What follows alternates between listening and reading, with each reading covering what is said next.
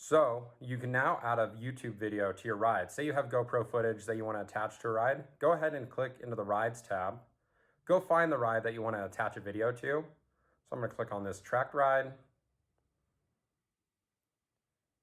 Once you click into it, it's going to show your route preview. You can also tap to move right through that and skip it. Scroll down to edit at the bottom. Here is where you can edit your ride details. If you scroll all the way to the bottom, you can enter a YouTube link. So we're going to switch out, go to YouTube, just find a video to attach to this ride.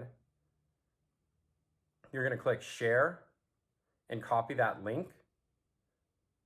Switch back to the REVER app. Paste that by tapping and clicking paste. Click connect. Now your video is attached. Save that ride. And if you scroll down to the bottom, you will now see that YouTube video.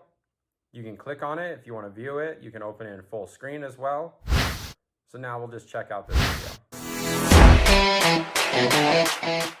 So this is a great way to showcase how that route actually was. If you want to recommend it to someone, this is a great way to just display that.